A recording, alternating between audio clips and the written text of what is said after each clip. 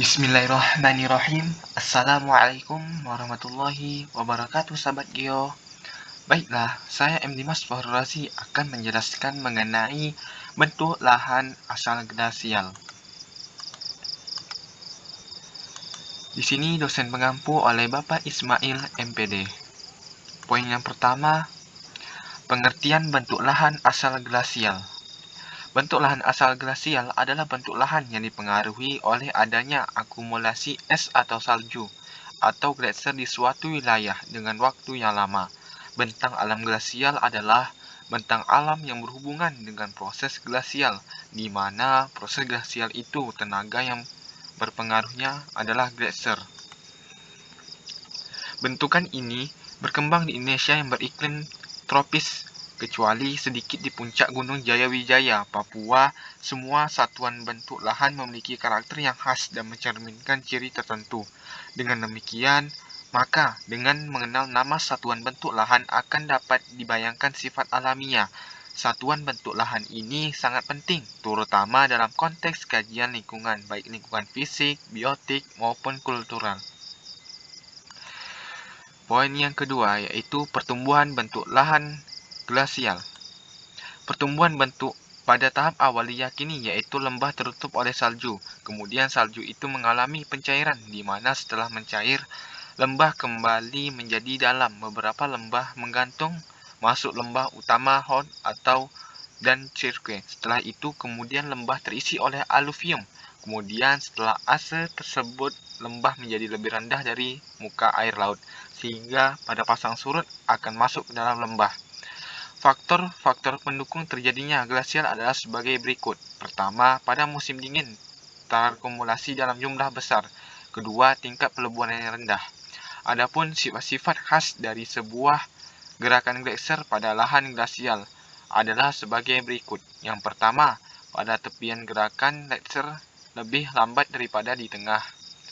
Kedua, kita dapat menentukan bahwa gletser itu lambat laun menjadi pendek.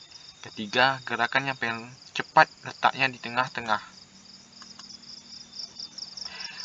Keempat, pada ujung lidah gletser itu lebih lambat daripada akarnya. Poin ketiga, bentuk lahan akibat pengendapan gletser. Yang pertama yaitu til, merupakan batuan yang hancur dari dinding yang terendapkan mengisi gletser, berasal dari aisit membawa fragmen batuan yang terkikis. Kedua, eratik merupakan es berukuran boulder yang tertranspor oleh es yang berasal dari lapisan batuan yang jauh letaknya. Kedua, moraine merupakan til yang terbawa jauh gletser dan tertinggal atau mengendap setelah gletser menyusut. Keempat, endapan yang membentuk topografi yang kecil dan merupakan ovalhin. Drumline tersusun terutama dari til, tetapi kadang-kadang terdiri dari massa yang berbentuk lensa yang terdiri dari kerikil dan pasir.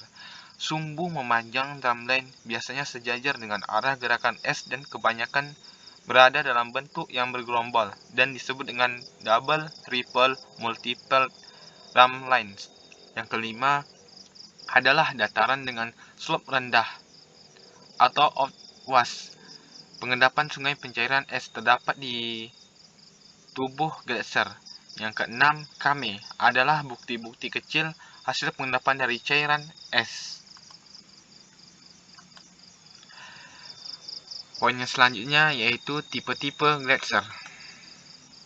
Yang pertama, valley glacier merupakan gletser yang mengalir pada suatu lembah dan dapat mengalir dari tempat yang tinggi ke tempat yang rendah. Kedua, aisit merupakan massa es yang tidak mengalir pada gletser, tetapi menutup daratan yang luas, biasanya lebih dari 50.000 km persegi.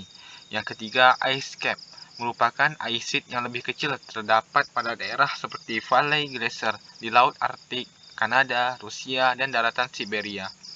Yang kelima, iceberg merupakan aisit yang bergerak ke bawah, kemudian pengaruh gravitasi dan akhirnya hilang dalam jumlah yang besar berdasarkan relief, tinggi permukaan, dan curah hujan. Baiklah, sekian penjelasan saya mengenai bentuk lahan glasial. Semoga teman-teman bisa memahaminya mengenai bentuk lahan asal glasial.